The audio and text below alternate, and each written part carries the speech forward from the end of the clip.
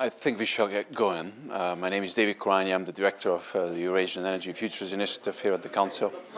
I have the ambassador is calling the meeting into order outside, forcefully. Thank you. So we had an excellent first panel. I think we had a fascinating tour de force discussion around the building blocks of the European Energy Union and what it could become, what is the potential. And as Dick indicated, the task of the second panel is to discuss the geopolitical ramifications of that energy union, whatever that is going to be.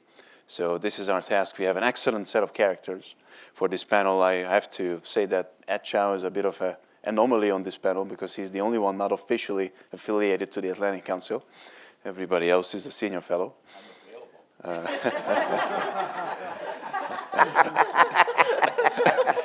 Oh, yeah. Thank you from CSIS for a player to be named later. Okay. That's right. So what we are supposed to discuss is the geopolitical implications of the European Energy Union. As you all know, and as was presented by then Commission President Barroso, the European Union is going to be a major energy importer for the foreseeable future.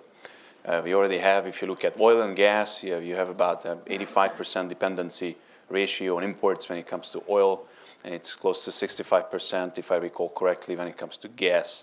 And these numbers, unless there is a major breakthrough, which seems quite distant at the moment in shale or unconventional technologies in Europe that will be able to sustain or even increase indigenous production, then the European Union will even more be dependent on oil and gas imports, up to 80, 85, even 90% when it comes to oil. So it's quite clear that the EU is going to be needing outside suppliers. I assume that this is going to be a very gas-heavy discussion because of all the geopolitical implications, but we might also touch upon oil. I asked the speakers to be very brief and have just initial 5-6 minutes of remarks so that we can enter into a genuine conversation with me first and then with the audience. So first to go is Bud. He's going to talk about the potential geopolitical ramifications of the energy union as a whole to kind of set the strategic scene. Bud, over to you. Okay. Well, an executive of a major oil company once said that geopolitics by far is the largest uncertainty in the energy world. So that sounds to me like a license to speculate. As the European Energy Union moves forward, I think it's clear that its geopolitical dimensions will center on Europe's relations with Russia. A key geopolitical question is whether the energy union is likely to further impact the behavior of Russia. I think the answer is yes. The energy union incorporates many elements of EU energy and competition policies that already reveal an external dimension with geopolitical impacts. These include the third energy package, competition policy, the energy community, and policy support for oil and gas stocks, infrastructure expansion, renewables, and climate change. Faced with EU opposition, Russia dropped plans for the South Stream pipeline and its bids to purchase the gas and gas pipeline companies of Greece. With EU intervention, a Polish contract with Gazprom was renegotiated to eliminate destination clauses and shorten the length of the contract. Russia is mentioned only once by name in a 21-page framework strategy for the energy union released by the Commission on the 25th of February, but multiple references to a single supplier point to Russia. The paper also notes that energy policy is often used as a foreign policy tool, in particular in major energy producing and transit countries. Russia happens to be both a major producing and transit country, and its abuse of its transit role is often overlooked but arguably worse than its reputation as a supplier. Russia makes heavy use of its power to abuse its transit role, frequently engaging in the kind of activities that Moscow finds unacceptable in Ukraine. What else could be done? Russia wants to expand its use of existing infrastructure in Europe. Imagine requiring Gazprom, in turn, to open its own pipelines to third-party shippers. Russia is also talking about expanding Nord Stream and building the Turkish Stream pipeline. Imagine requiring Moscow to provide third-party access to these pipelines. Given enough time, even the unbundling of operational control of pipelines within Russia is not out of the question. Geopolitically, Russia will continue to resist such change. Moscow prefers to undermine competition rather than embrace it, both within Europe and in the former Soviet Union. A geopolitical tussle over Turkmenistan is inevitable. One of Moscow's highest priorities is to keep gas from Turkmenistan out of Europe.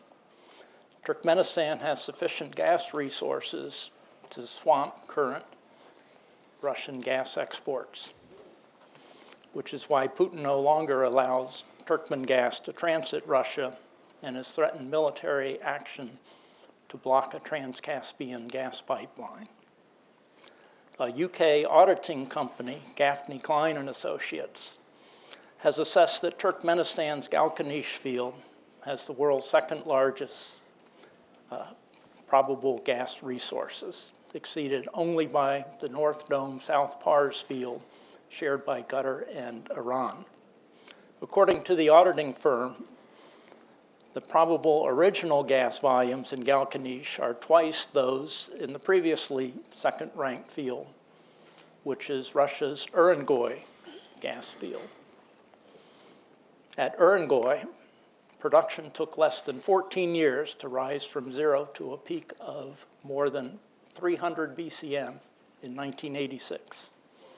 And that's more gas than Russia currently exports. Gazprom now has monopoly control over Turkmen gas sales to Russia and any further transit. But Gazprom cut annual purchases by 30 BCM beginning in 2009 to about 10 BCM, abetted by a suspicious explosion on the Central Asia Center pipeline system in Turkmenistan on April 9th of that year. Eventually, I think we're more likely to see a resumption of Turkmen gas transit through Russia before we see a Trans-Caspian pipeline, but are not likely to see either for a long time.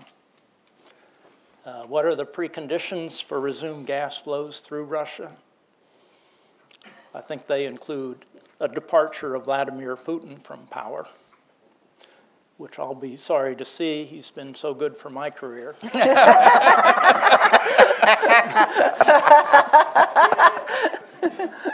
If you look up Vladimir Putin on this Wikipedia page, one of my pipeline maps is in there. But I don't expect him to leave until at least 2024. This would need to be accompanied by more stability in Ukraine and less dependence on Russian gas, not only in Ukraine, but in the entire EU. This will also take a long time. It would require more integrated gas infrastructure, not only in the EU, but also beyond. In fact, the energy community could become the chief mechanism that ultimately catalyzes change in Russia. This community, which includes Ukraine, could bring the EU legal acquis right to Moscow's doorstep. Ukraine adopted a new gas market law earlier this month that calls for implementation of the third energy package. Ultimately, the need for members of the energy community to conform to EU laws, such as third-party access and unbundling, could help press Russia to change its behavior as well, though probably not on an equitable basis. Thank you, Bud. Excellent.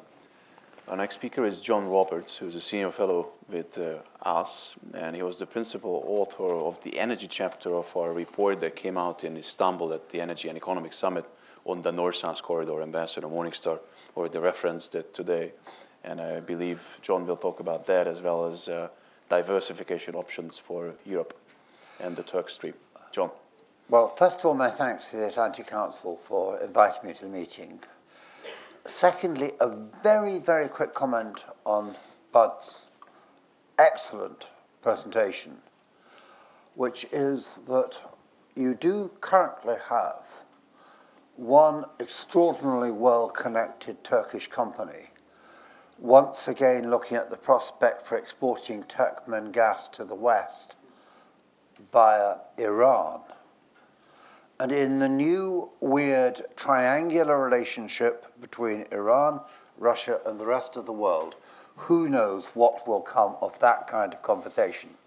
But since the energy company is very personally connected to the president of Turkey, one should not rule it out automatically. That being said, why am I here? I'm here supposedly to talk about Turkish Stream. Well, dear Mr. Putin has a wonderful idea that one should simply scrap a 63 BCM line that was going to end just north of the Turkish-Bulgarian border and instead replace it with a 63 BCM line that will end just south of the Turkish-Bulgarian border. Actually, I think he'll build the line. I don't think he'll build it to the full 63 BCM, but I think he'll build what are called the first two strings of a four-string system across the Black Sea and a concomitant onshore extension to the Greek border. Why? Because it makes sense. It makes sense for two solid reasons. He's already spent something like $4 to $5 billion on physical pipe and hiring the ships to lay that pipe for the first line. He actually hired the ships for the second line, but that's a contract that can be postponed. But the pipe has been delivered, so that's money that's already spent and physical facility available for use.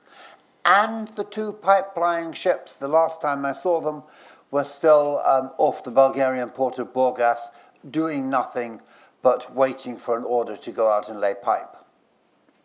Secondly, and this I think is the more important element, he is in the middle of a $22.5 billion expansion of the entire capacity of what they call the Southern Corridor, which is a 2,500 kilometer set of expansions in Russia itself to carry gas to the compressor station at Ruskaya on the Black Sea. That project makes no sense whatsoever unless a good proportion of the gas that it carries is then moved onwards for shipment as export. And that was the purpose of South Stream, and that will be the purpose of Turkish Stream. But why two strings, not four? First string, from a Russian perspective, it's no more than a substitute for the line through Ukraine or the element of the line through Ukraine that feeds Turkey. Basically, it'll go to Istanbul, and the Russians have acknowledged that. Second string is the interesting one. Part of it, each string is 15.5, say 16 BCM capacity. Part of it will be used to expand capacity to Turkey, but not much. It's still going to be about 10 or 12 BCM left over. Well, here is the wonderful delight that Russia faces. It can book space on the Trans-Adriatic pipeline. It can turn EU regulations in its own favor because the initial 50% of the TAP is exempt It is guaranteed for use by the original producers of the gas in Azerbaijan that have already contracted to use it. But any expansion capacity, and there is a planned 10 to 12 BCM expansion capacity built in, is open to whoever can access it first and compete successfully in an auction for it. And the whole point is that whereas implicitly TAP and the whole of the rest of the Southern Gas Corridor was developed on the assumption that while the second stage of Shah-Deniz would provide gas for the first elements of the Southern Gas Corridor, its expansion would come from what was called the next wave of Azerbaijani gas projects. But none of these are likely to come on stream, I think, until 2023, 2024 at the earliest, although there is apparently an advanced program for the Absheron field that might just yield something in 2021. But from the 1st of January 2020, when TAP is supposed to come on stream and we'll have that first 10 BCM of gas from Shah-Deniz going to Europe, it is officially open for business for much more than that. So if in 2 or 3 years' time, Gazprom were to say to the TAP people, actually, we'd like to book space in 2020 for it, they'd have to give a lot of notice. But two things would have to happen. One, TAP would have to have an auction, but Gazprom would be probably the only bidder. And two, they would have to have it early enough so that they could build the extra compressors necessary to utilize the physical pipeline. So there's a time element involved. But legally, in EU constitutional terms, regulatory terms, there is nothing to stop Gazprom bidding for space in a pipeline. And since it'd be the only candidate for such bidding, why not do it? There's 10 BCM available that it can utilize. That's what I think the second pipeline is going to be for. This causes a question. Have the Russians considered this? Officially, no. Unofficially, I don't know. Does TAP expect to receive such an application? Officially, no. Unofficially, yes. What is the point of it? Well, it causes a big problem because it reduces the commerciality, not of TAP. It improves the commerciality of TAP immediately because it means that from the word go, it's running not at 10 BCM capacity, but at 20 or more. And technically, the line can go 22, 23 BCM. Sort of all these figures are slightly flexible. But it poses a problem for the intermediate line, the TANAP line, which is the Trans-Anatolian pipeline. Because that line would be able to deliver any next wave of Azerbaijani gas, or gas from whoever else might want to put into the system, as far as the Turkish-Greek border, but would then face the problem of, instead of, as expected, being the sole likely bidder for use of an expanded TAP, having no outlet. It would need to seek an outlet. And this is, I think, the challenge, because we go back to ideas like Nabucco West. We go back to the ideas that the Slovaks have come up with called E-string, which is for a connection which includes what Alan referred to yesterday, the possibility of reversing pipeline system through Ukraine to help make a connection. Or we consider a revival of something like the ITGI, the route through Greece alone that would connect, would be the interconnector Turkey, Greece, Italy, which would be rather like TAP, but it wouldn't actually go through Albania. What is the question about using ITGI? Well, okay, this is what Mr. Putin and Mr. Tsipras are suggesting reviving. They don't have the 5 or 6 billion it would cost in dollars or in euros to construct such a line. Also, they'd have to get EU permission. So are we back to a ridiculous situation in which to get new infrastructure, you actually have to have cooperation, partnership between prospective inputters, i.e. Russia and Azerbaijan? Or do we have to really go back to something that was sort of done as a desk exercise by BP 5 years ago, called the Southeast European Pipeline, which was basically an idea to see how much gas can the Balkans get? My own personal view is that what Turkish Stream really does is it throws down the gauntlet to the European Commission to start intelligent prioritization of gas interconnectors in Europe, in particular in Southeast Europe. 10 BCM, the next wave, it's not an awful lot of gas. It can be coped with. You could do things. I mean, even a 5 BCM interconnector up to Bulgaria starts helping, so long as you can get it past Bulgaria and into markets that actually need it. But you can imagine the development of a capillary system in the Balkans that gradually and steadily lets gas make its way up to a place where it can really be distributed properly, such as Baumgarten or perhaps Tarvisio in northeast Italy. There are options, but they're all difficult, and they're challenges, I think, posed by Turkish Stream.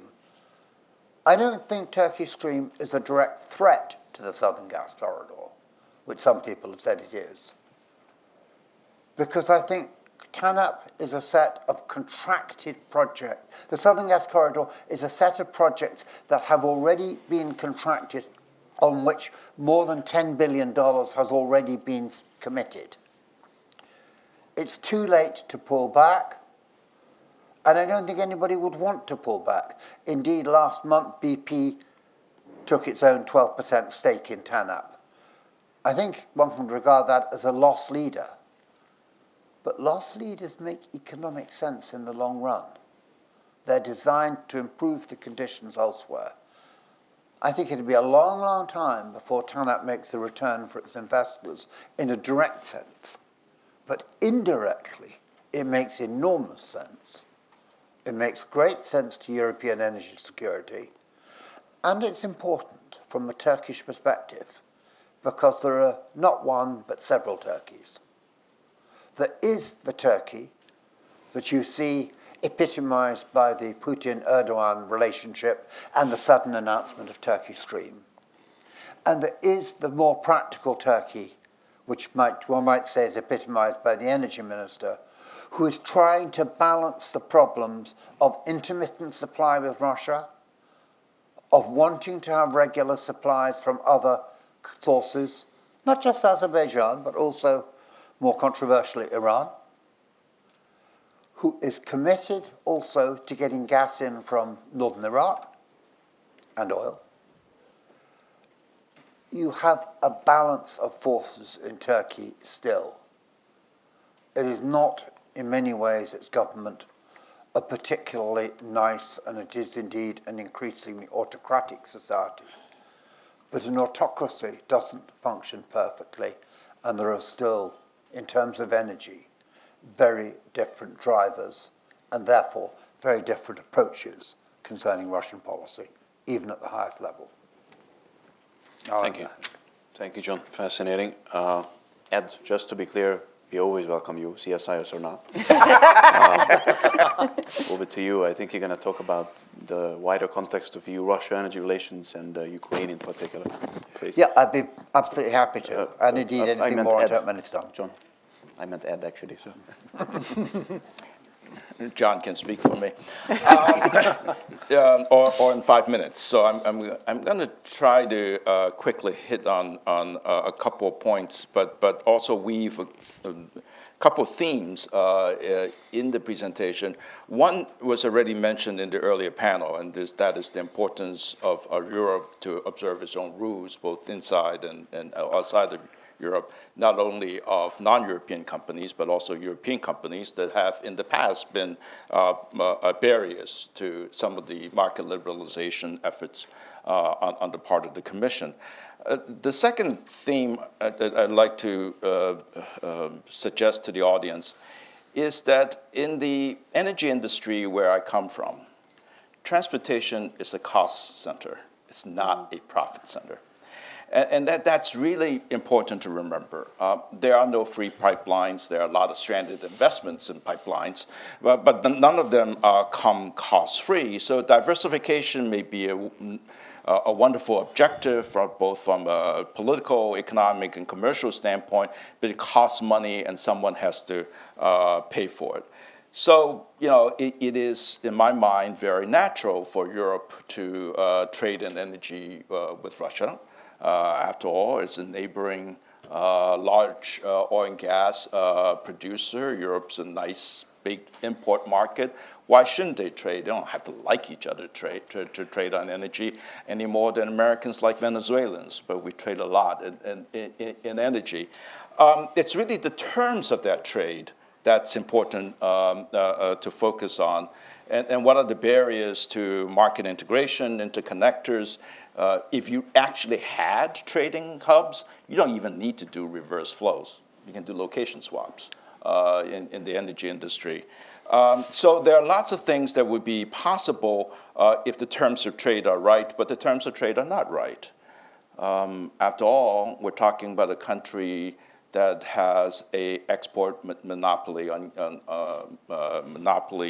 player on gas. Gazprom is codified by law as the single export monopoly. There are exceptions recently, but that law still exists. You're talking about a country that has an export tax on both oil and gas. Yet, the EU a number of years ago deigned to classify Russia in trade terms as a market economy. Russia flares more gas than it sells to Germany. In climate-sensitive EU, if this was a European company, a set of European companies doing it, it would be a scandal. But yet that is overlooked. Russia faces multiple problems right now. Lower oil prices, we all know about that. And the fact that economic sanctions, which it itself triggered, is also hurting Russia. Looking at a stagnant to shrinking European gas market, which is the most natural market that it has. You have this tremendous transit vulnerability in Ukraine, again, a own goal, I would say, on the part of Russia, that will still transit in the next 5 years plus 40-50% of Russia's gas exports to Europe. There is no ready substitute for that. One strand, two strand of Turkish Stream or South Stream regardless. So that remains a vulnerability. It is a transit sector that has been completely overtaken by corruption in the last 20 years, right at EU's doorstep. And that corruption is often facilitated by middlemen whose companies are chartered in EU countries, and they bank in Vienna and London. So, among the laws and rules that EU might take a closer look at enforcing would be money laundering laws. The most famous middleman of the bunch currently is sitting in house arrest in Vienna, ironically on an American warrant, not by action from European law enforcement. So among the things that we need to do is to strengthen Ukraine, because Ukraine will remain a vulnerability for a very long time. Now, parts of that is beyond the energy remit, what happens to the security sphere, what happens politically between Russia and Ukraine. But a reliable, stable transit relationship between Russia and Ukraine will remain critical for Europe as well as for Russia for quite a long time. All these diversifications are great, and as I said yesterday, they all cost money at the expense of somebody. Either the producer shipper has to pay for the expensive new pipeline systems that cost tens of billions of dollars, or the consumer off-taker pays. There's no other alternative. So a reliable, a stable transit relationship through Ukraine would actually allow Russia to fight for market share in Europe much better than Turkish Stream or any other fanciful ideas of diversification of market. There is, because the last 2 years have been so warm in Europe, as well as low economic activity, as well as climate policy, there's about 100 BCM or so of bubble of West Siberian crude, gas that's looking for a home. And of course, they would like to sell it to China. That's my last point. But Chinese don't want West Siberian gas through the Western route. They've not wanted it for the last 10 years and keep telling the Russians this. To a point where finally the Russians agreed with Xi Jinping on his very first visit to Moscow in March of 2013 that the eastern route is going to be picked first.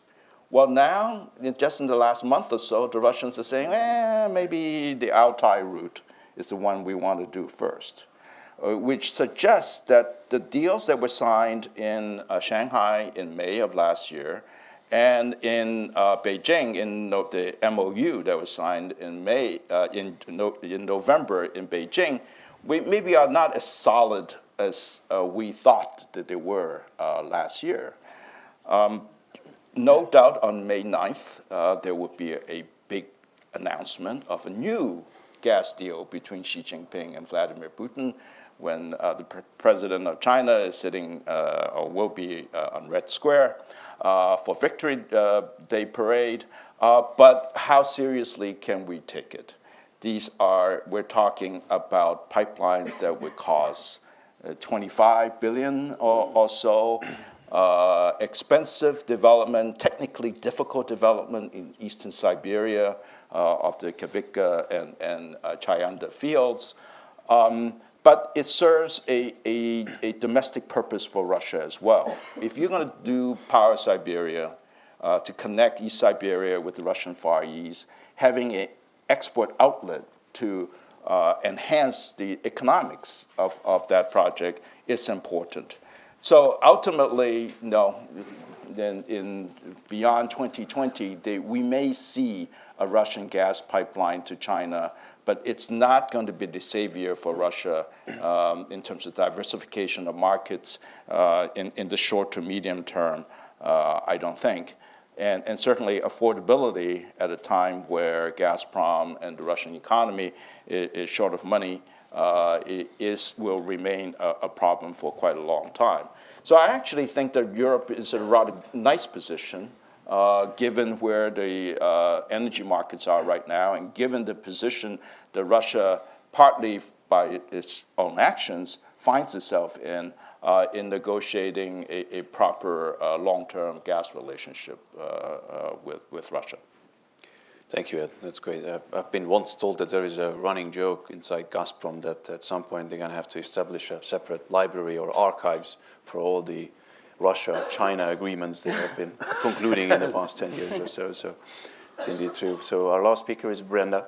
She's going to talk about the EastMed in particular as a potential source of diversification and perhaps also potential LNG imports, including from the US to Europe. Okay, thank you, David. Well, when Philip Lope opened our conference today, he made a very important point that I think is really a headline from today's conference, is in that the third energy package was not intended to take care of energy security. It was about markets. It was about how we trade gas in Europe.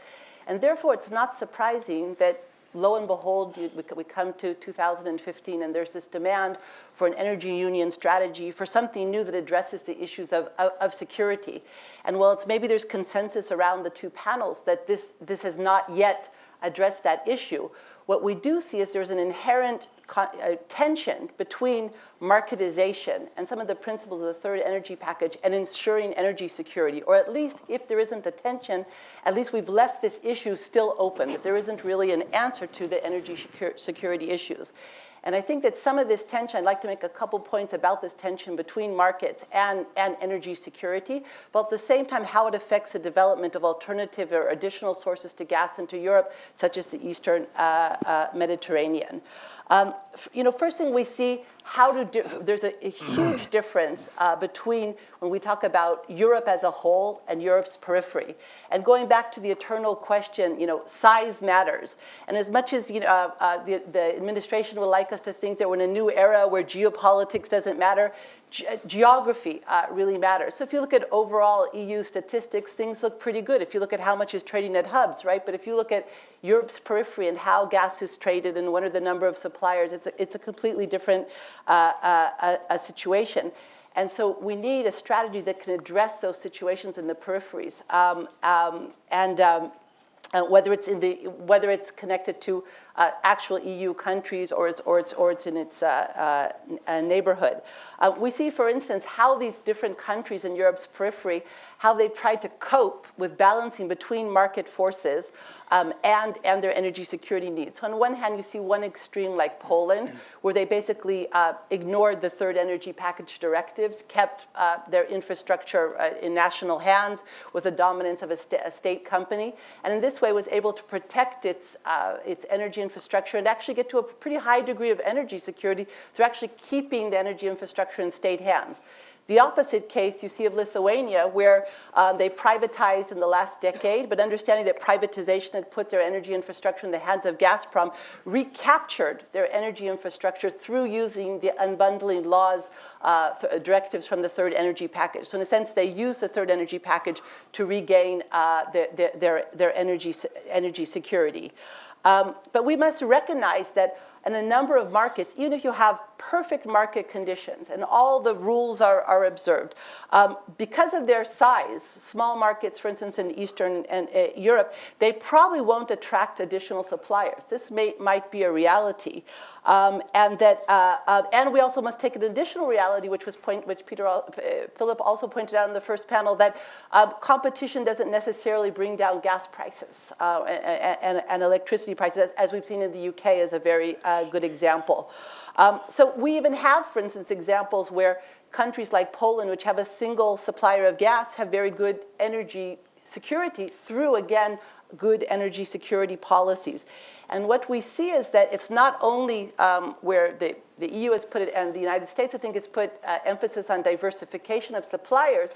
It's actually things like developing proper energy infrastructure, like storage, like interconnectors, like emergency response mechanisms that give the capacity to have energy security even when you have a single supplier. But the problem is, and this is picking up on a point that Ed Chow made here, is that the private market doesn't like to pay for these kinds of things. These are the kinds of things that the state still needs to do.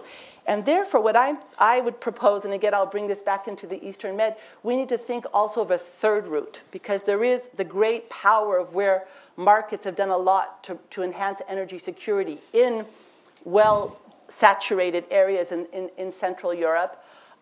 There's the model of everything staying with the state, let's say, as in the case of Poland, which we can debate its advantages and disadvantages. But we might need a third model where there's still where markets can do the best they can, but there's still a strong room for the state to put together to fund energy security mechanisms. And also going back to one of the points in the previous panels, this might be better done on the regional and state level than on the total EU level. And we can see this, for instance, taking decisions like a well-praised decision is the LNG facility, regasification facility, operational in Lithuania. Well, on one hand, this is a great success in terms of energy security, but it also leaves a lot of questions of, well, why this facility is going to be used at this point for one country, perhaps another facility being built next door in Poland, which could actually, one facility could have served the two markets if there was better regional cooperation.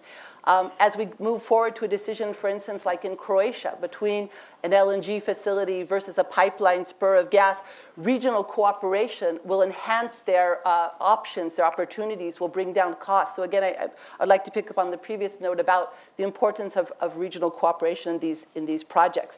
And this brings us back to the Eastern Mediterranean, because a lot of the challenges we've seen in the development of Eastern Mediterranean is this same more theoretical issue of finding a balance between markets and governments and the state. Great example in the state, the state of Israel finds these gas resources offshore. Big surprise, but welcome. Did something that I think was very unique in the policy process, which instead of right away going into export and suddenly finding itself like the UK with facing shortages in the future, or the Netherlands having to make a U-turn and put a cap on its export, sitting down, interagency, intergovernmental committee, and trying to figure out a united policy. But in the end, because it didn't figure out the competition issue, the whole project is stuck and stuck again in terms of export into Europe, where this was the obvious thing that in a place like Israel, where you have two fields more or less owned by the same people, supplying to the same buyer, which is the Israel Electric Corporation, you really can't have competition. You're going to have to come up with a third route, as I have suggested. And it's kind of a hard ideological thing for us to say, wait, in this, we're going to have a market where there isn't competition, but maybe actually we'll still have good prices, good security of supply, good environmental fuel mix. Another example, for instance, is Egypt, where actually maybe the opposite route, taking the government out, reducing subsidies, has been, made a huge turnaround in the whole investment climate into the energy sector, into Egypt. I think something that, for instance, we usually talk about Eastern Mediterranean, we talk about Israel and Cyprus, maybe Lebanon. We really should be thinking about Egypt. It's in terms of volumes, in terms of location. It's really the jewel in the Eastern Mediterranean crown. It's really important to give attention. I think that President Assisi has been doing some tremendously brave moves in the energy sector there in terms of reduction of the subsidies that has brought to this period where we could have the BP investment decision on Egypt. Last 2 points is that we should, in order to, we need to, in our public policy, find a way to not bring to a reduction of gas demand, as we heard from the first panel in Europe, as a way of coping with prices or as a way of coping with security of supply, because essentially from a public policy perspective, environment, public health, climate, we want to use more gas. It's something that there is a public interest in, so therefore we need to set the policy conditions for it. And the last point I think we should use when we talk about gas and electricity, we should go back to the original words we used to use when we discussed trade in gas and electricity, and that was utilities. It's a public good that the public should have access to. In the policymaking sphere, we have to set the conditions for it. It's not a commodity. Thank you. Thank you, Brenda. Just a follow-up question on the East Med. So you're saying that you would consider the regional utilization of that gas more feasible, at least in the short and medium term, as opposed to some of that gas making it to Europe? Yeah, I think in terms of both commercial and political goals really line up in the East Med, because basically by current volumes, unless there are new discoveries, and there are, I think, perspective for new discoveries eventually in Egypt, perhaps in Lebanon as well. But on current discoveries, there's almost a perfect match between what's available for export and what the Eastern Mediterranean needs. And despite, the Middle East, and especially our segment of the Middle East and the Eastern Mediterranean, is one of the only areas of the world where electricity is still produced by oil, which means very expensive, erratic, polluting. If we're ever going to bring any prosperity to the Middle East, we have to jumpstart the electricity sector, and that means not cheaper, cleaner forms of electricity. And also, it also solves the water problems in the Eastern Mediterranean. For years, when we talked about Middle East problems, we talked about water challenges. And basically, through desalination, maybe California can learn from the Middle East. Basically, through desalination, you can eradicate those water problems. And what is it, desalination? You need a cheap, clean energy source. And that's what these natural gas resources can provide. So there's another public benefit in terms of the water resources through the natural gas use. Great, thank you. Let me pick up on another point you mentioned about the prioritization of public funding, which I think is critically important, and that's exactly one of the main conclusions we identified in this North-South corridor report, that we have extremely limited funding on the European level. It's unrealistic to assume that there will be a lot more. We have a particular situation because of the Ukraine crisis and a security of supply challenge we're going to have to address. As Alan Riley referred to in the first panel, we're going to have to prioritize, we're going to have to come up with a strategy that addresses these shortcomings first. So if I may just turn back to John, who again wrote this chapter in the North-South Corridor report and identified a couple of innovative ways to divert some EU funds to support these projects in Central and Eastern Europe. And then also, we also proposed a regional fund that some of the governments in the region could set up in order to support critically important projects like the Croatian LNG terminal. So if John, if you could just talk about that a bit and identify some of these critical projects. The first is sort of theoretical approach. You need to have prioritization for trans-border projects. The second, and preferably multi-country trans-border projects. The second is you could encourage this because here we live in Europe at a time of, I don't know whether we call it recession or stagnation or what, but essentially in the Eurozone, very little happening in terms of economic generation. You have a pretty tight fiscal approach and very little room for maneuver from national governments, many of whom would like to spend more than they are allowed to under ECB, European Central Bank regulations, requirements.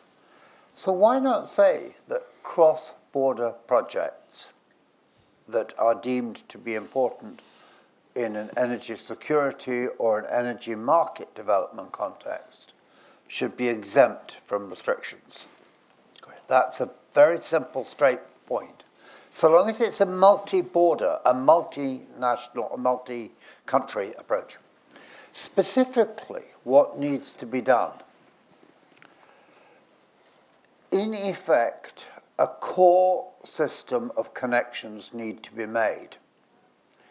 You need a connection that is north-south in Europe, and you need, increasingly important as a result of Turkish Stream, a solution for the Balkans that eventually will enable connections between Turkey, Bulgaria, or Greece, Bulgaria, it doesn't really matter which, and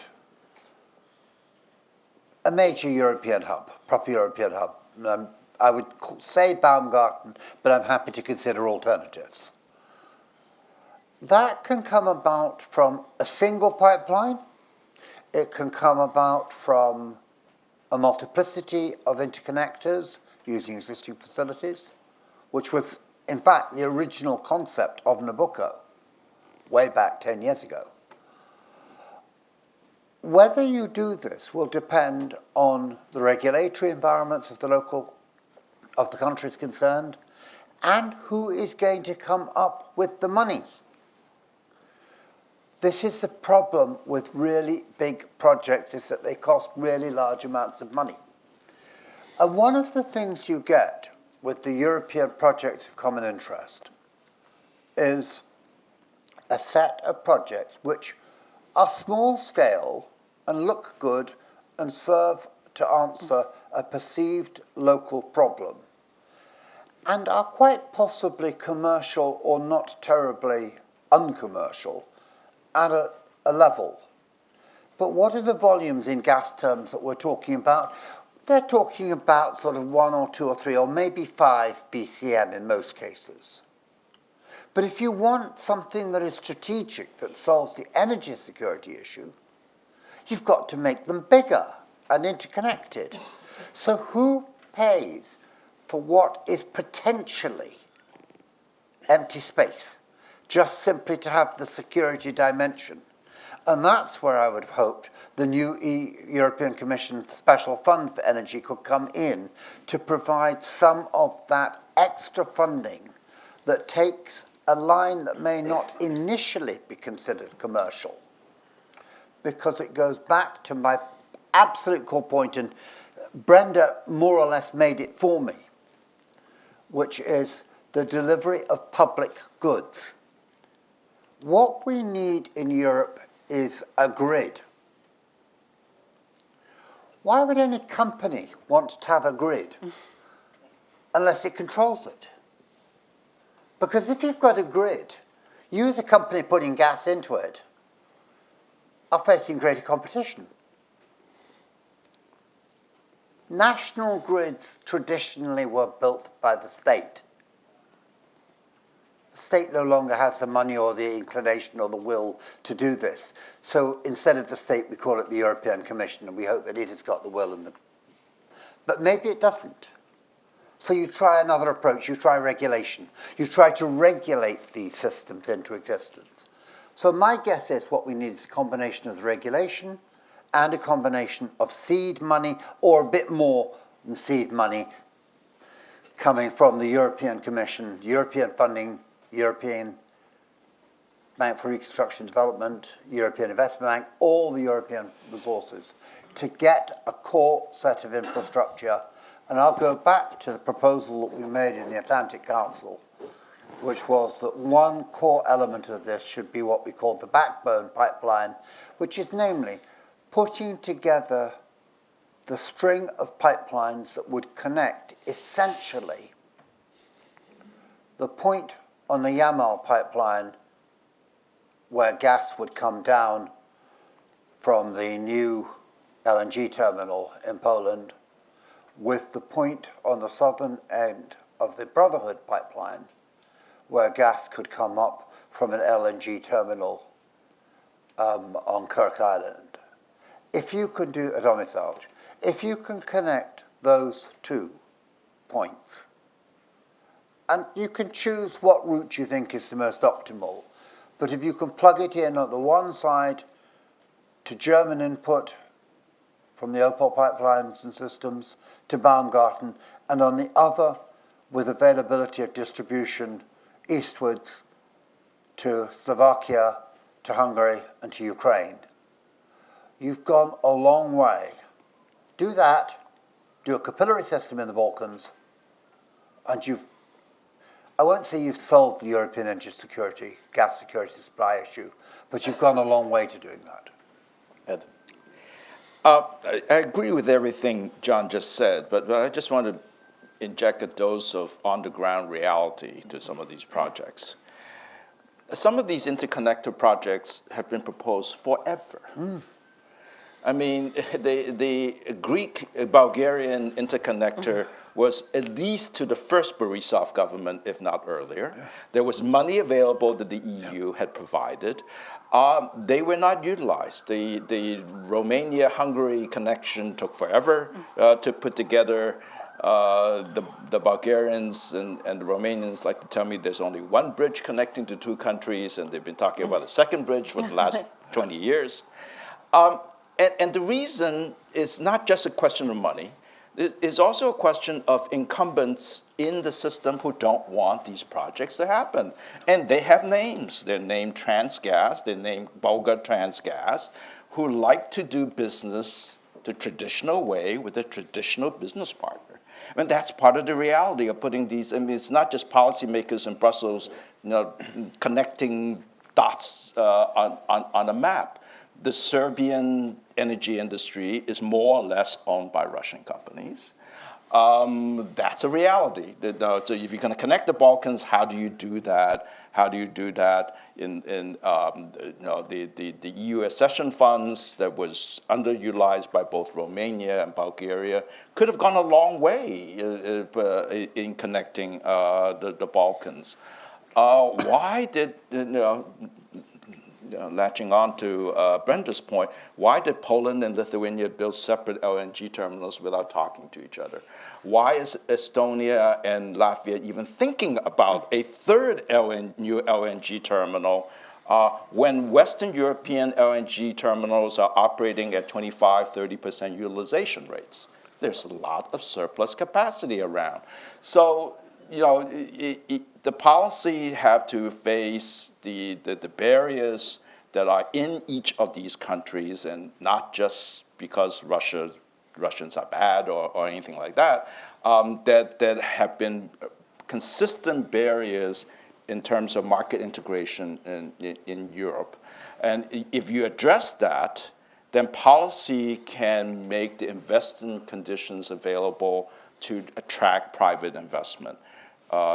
As long as you're not a manually controlled economy like Russia is, devoting a lot of public money, billions of dollars of public money, to infrastructure projects may or may not be possible in Europe. I don't know Europe as well, but it certainly would not be possible in America. And so the question really from Brussels' point of view is how do you make sure that you provide at both a regional level, sub-regional level, as well as a European-wide level, the kind of policies that would create the proper investment conditions.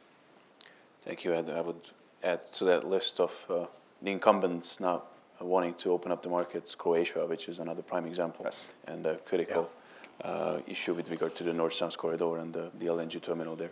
Let me now turn, we have about 15 minutes left, so let me now turn to the audience. If there are questions and comments, if you could just identify yourself and then state your question, that'd be great. Anya, please. The microphone is arriving. Anya Grigas, Truman National Security Project. It's a bit of a broad question, but I'd be interested in your viewpoint. Do you think the European Energy Union has reached a turning point? Do you think it has the capacity in the next 5 to 10 years to reduce Russia's influence and Russia's energy influence over the European continent, or are we still decades away? Well, I'd say probably both. I think we reached a turning point when Russia announced the abandonment of the South Stream project. I think that really showed us a point where the EU had gained the power to confront Russia on an issue of great interest to the EU. I think it marked a point where the EU act collectively, which really defeats Russia's priority and policy and approach of trying to divide and conquer, which we still see and we will see more of, at least for the length that Putin remains in power. But it's a turning point that I don't think gets the EU halfway to where they want to be. It's less than halfway. There's a lot more work to do, and we've just been talking about the kind of the indigenous elements at work in Southern Europe, in the Balkans, Southeast Europe, in Ukraine, and that's going to take a lot. It's really going to test the political will, I think, of Europe and the West, especially to keep Ukraine afloat for the amount of time that it's going to take to bring the kind of stability that they need to achieve the rest of the results that I've alluded to. John? Russia has a record of extreme measures to counter projects it doesn't like, or conditions it doesn't like is a better way of putting it. Bud referred earlier to the 9th of April 2009 explosion that forced an end for 10 months to Turkmen gas deliveries to Russia because Russia wanted to revise the contract and had no legal grounds on which to do it. There were explosions that cut off gas and electricity to Georgia in 2006.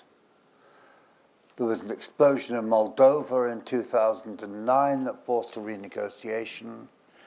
And indeed, there is, I would say, it's getting almost beyond all doubt that Russia was responsible for the explosion that blew up the Baku-Tbilisi-Ceyhan oil pipeline on the night of the 5th and 6th of August 2008, thus cutting off oil before the outbreak of war in Georgia, and thus taking a major market-moving force out of circulation before a war broke out. So I would say Russia uses tough measures. And if you want to look at the Trans-Caspian gas pipeline, which makes very good sense so long as you can get the President of Turkmenistan also to acknowledge how to go about doing it, you could have Turkmen gas going into the European gas system as it were 2020 or thereabouts. But Russia opposes the project. I'm not sure that I know that Russia has said explicitly it would use force to prevent it, but I'm sure it would use underhand methods. And the only possible counter to that is to make the statement to Russia that if you wish to be viewed as a reliable energy partner, you cannot expect to have your own underhand methods of countering competition deemed acceptable by the European Union. Every time you take such action, it actually proves you yourself are not a reliable partner. So the basic question is, yes, you could do deals with Russia. The biggest gas importing region in the world, next to the biggest gas exporting region in the world, obviously there is a trading relationship. But a trading relationship is not a partnership.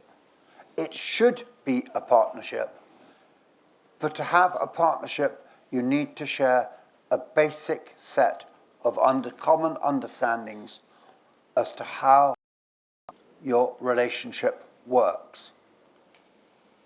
And in the case of Russia, the use of force is still, I think, an integral part of their approach to energy policy.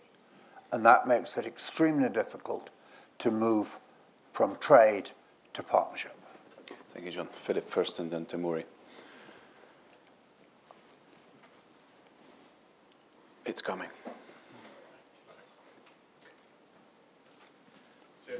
Just two comments and one question. The first comment is to endorse what Ed said about the role of incumbents. I would actually place this higher than the issue of funding. It is certain that our own member state governments, our treasuries, don't want money put into commercial projects. They say that the 5 billion they've made available in the budget, so 5 billion, should be for the projects which precisely fall into the category which John has talked about. With an intelligent prioritization of gas interconnections, as Alan said, those are the projects will come first. Don't be confused by the list of 248 projects. I can knock out for you 150, which are not going to happen. Not going to happen straight away. We're trying to concentrate on the most important ones, which are mature enough and which make a difference to how the market works. And that means the political will is needed to ensure, and indeed the law is needed to ensure no interference. And that brings us on to Brenda's point. I mean, it all depends what you mean by government. If you mean the government owns the company and directs its strategy, then we're back into the dark ages of running energy policy. If the third package, as it rightly, I think, does, establishes a clear separation between running the networks and supplying or distributing, then you've got the basis for the suppliers concerned to compete to provide the services or the commodities they want. It is for the government to decide whether the independent systems operator is publicly owned or privately owned. If it's privately owned, fine. But so far in Europe, we haven't been able to develop too many transportation businesses because it's basically, as Ed has pointed out, basically a costs business, cost control business in a regulated sector. And it's very difficult to do it. But there should be no worry that the network is in public hands. And in the Polish case, we battled, as Dick knows that, to make sure that PGNiG was not involved in it. So Brent, on that point, disagree. On the Lithuanian point, correct. And it, of course, is for the national regulator to be independent enough to take decisions which do not allow an incumbent to impose their influence on the situation. Now, my question really possibly relates a bit to our strategic partnership with the Russian Federation. I get from even our own wording that the Commission, the European wording, we like diversification. But what does this mean? Have we suddenly abandoned any market principles at all? Are we actually going to impose a market share cap on our external suppliers? What is the figure? I put to you, as John put an awkward question to me, what is the figure which we are not willing to put up with? I would maintain that you've already provided the answer by saying our diversification strategy is really about the periphery. It's about total dominance, which needs to be diversified. We are not going to stop an external supplier competing to provide gas at a price which is competitive with other suppliers, providing we've got a network which works. Do you agree? Yes. The answer is very simple. I think it's 100%. It's perfectly acceptable to come from a single supplier, so long as there is the option of the buyer to buy from other sources as well. Doesn't matter. It can be. There is no absolute figure. There's no requirement. The key thing in this context is the combination of infrastructure and regulation that enables the buyer to choose. If that's there, that's fine. Yeah, absolutely. No cap. No cap, no. Well, no I would cap. agree with that, with some conditions. I think we hold Russia to too low a standard in its dealings with Europe, and especially with Ukraine. We've been hearing about a market price for gas in Ukraine for a decade, and it's been a monopoly market all that time. They haven't had any options. Ed? I mean, I think I would agree, and I think basically you're talking about the Baltics and the Balkans. I mean, and those are the two areas, and because of the size of the countries involved, you need a market integration. You need physical interconnectors. You need projects that have the economy of scale that will work for the region and not just for single countries. And so there's no point in supplying LNG just for Croatia. I mean, on the face of it makes no sense.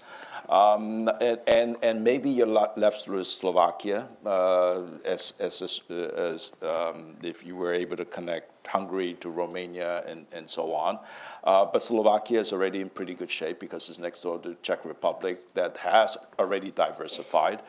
Market mechanisms that allow you to swap LNG from Rotterdam through the system. I mean, you don't have to build, each country doesn't need or deserve its own LNG terminal, but the markets have to work. And so far, there are barriers, the ones that you pointed out. I mean, not just in the new countries, there's a barrier between Spain and France, as you know, on electricity. And again, because incumbents don't really want it. Well, you can't move wind from Spain to Italy without France cooperating. That just doesn't work. So it's enforcing European rules not only on external partners, but also on European companies at the same time. Timuri.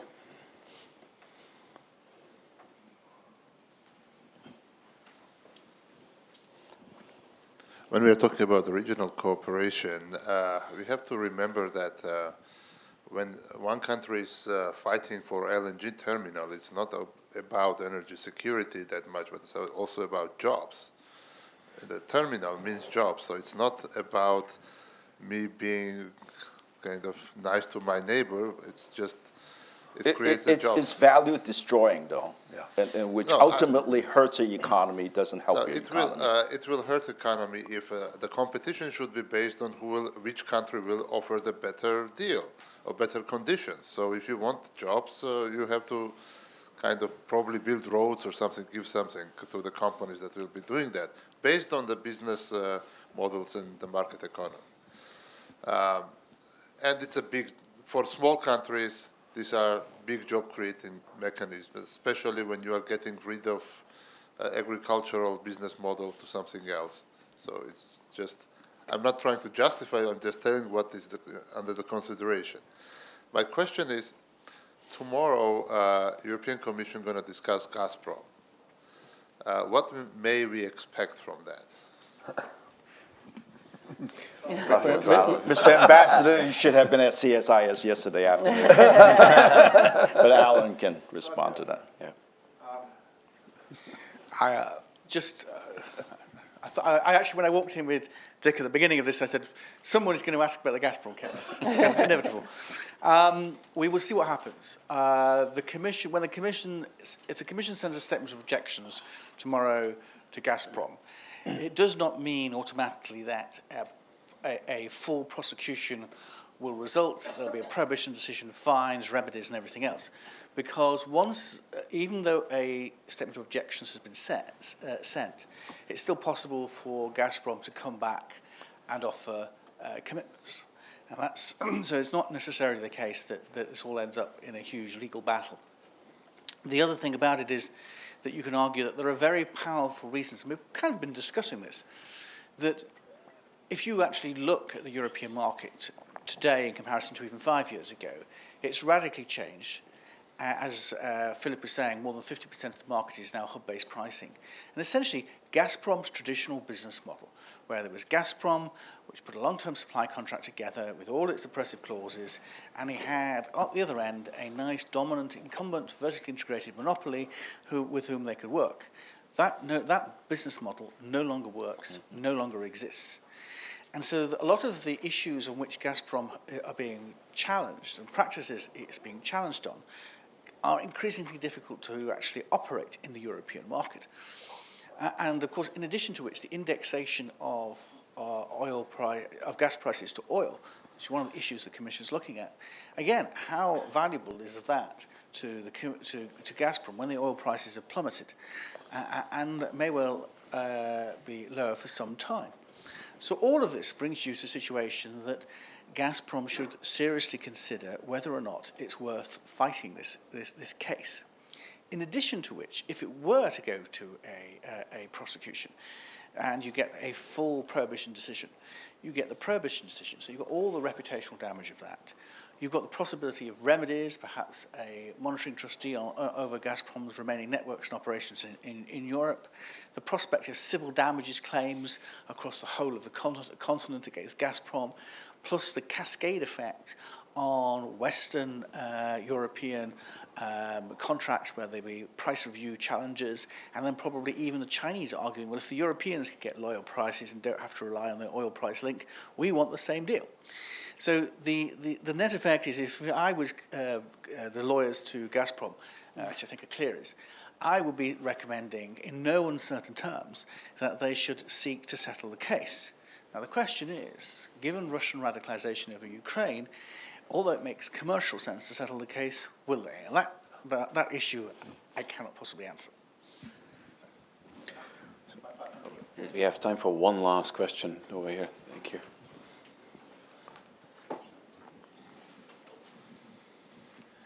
This one might be a little open-ended. I'm Doug Hengel from the German Marshall Fund. Since we're on this side of the Atlantic, what is the U.S. role in trying to make the energy union work better, diversification? I mean, we've done a lot over the years, but what is our role going forward? Is it to provide, the advice of the Ed Chows and Bud Coots and Ambassador Morningstars of the world? Or Definitely what can the U.S. practically do to help all of this agenda move forward? Thank you, Doug. Who wants to take it first? Ed? Doug, I would mention something that we haven't raised so far, and which I think is significant, which is removing the export restrictions on crude oil. I mean, European refineries are operating at a huge disadvantage right now. They are financially on the verge of collapse, operating at very low utilization rates. And our refineries are operating at 90-some% utilization rates. We have become the largest exporter of petroleum products, mostly to Europe. And this is by virtue of the differential between U.S. crude prices and international crude prices. And it's hurt Europe more than anywhere else. So I think we haven't talked much about oil so far, but certainly one thing that the United States government could do is relaxing the current export restrictions on oil, which would also have a domestic economic benefit as well. But for Europe, this is something that to me is much more significant than the LNG export issue, where we are already going forward with projects. They are being approved. Whether commercially they're all going to be bankable and built or not, that's a different question. Whether Europe actually needs LNG is yet a separate question. But here's something very concrete that Washington could be helping Europe on. Thank you. Anybody else wants to chime in on this one? Bud? Well, I would just add, I think a key aspect of the U.S. role has been engagement with other producers and potential producers in the former Soviet Union, especially to enable these countries to talk to each other, to formulate export routes out of the region, particularly for those who are landlocked or in Central Asia in particular. And I would point to Georgia as a success in a variety of respects. A country that almost could be compared to being in Ukraine's situation today, large dependence on Russian oil and gas and a large amount of debt, pressure to turn over their high transmission gas pipelines, which was a clear effort to keep Azerbaijani gas out of Europe. What are you saying? I was saying we should get the views of our European colleagues. Philip, you want to chime in? You have to, I think.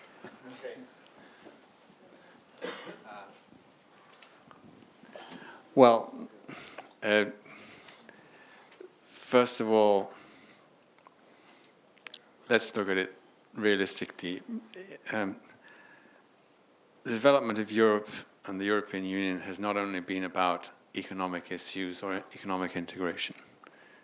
It's been about creating a zone of security around the traditional members of the European Union and its neighbors.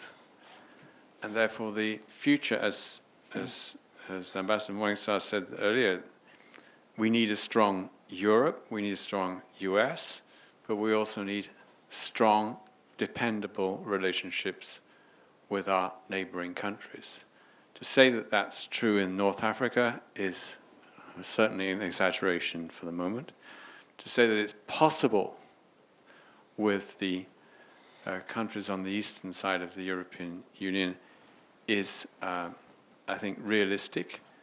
But we need all the support in Europe and all the cooperation and intelligence on both sides of the Atlantic to see a roadmap for the future for several of these countries.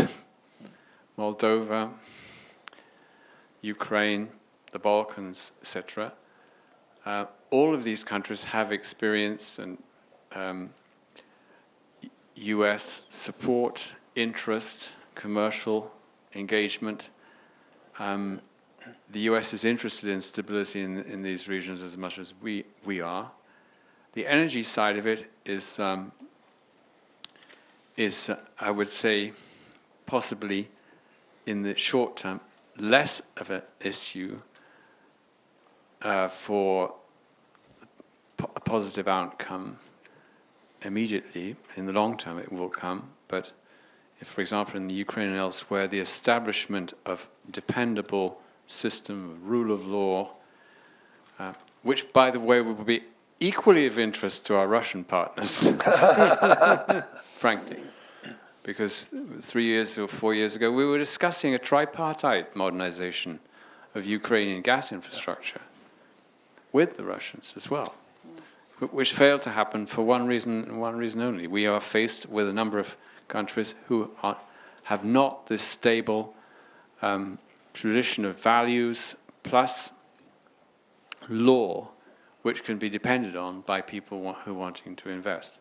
And the more we can convince with US support, moral or otherwise, our Eastern colleagues that the way forward is responsible public governance of the economy, but letting markets work, the more we can also have a positive impact inside Russia and elsewhere. Wonderful. So just to let a final point on a very concrete measure, I could easily imagine being a part of the US-EU energy dialogue in a very concrete way. The US can help the EU is to further develop the EU's capabilities for conducting an effective energy diplomacy and external energy policy. And there are various interesting bureaucratic and administrative models at the level of the US government that could be, I think, quite instructive and interesting for the EU as well in terms of the interagency procedure and coordination and whatnot. So that's another channel I could easily imagine cooperation at. With that, let me conclude today's proceedings and turn back to Ambassador Morningstar. And just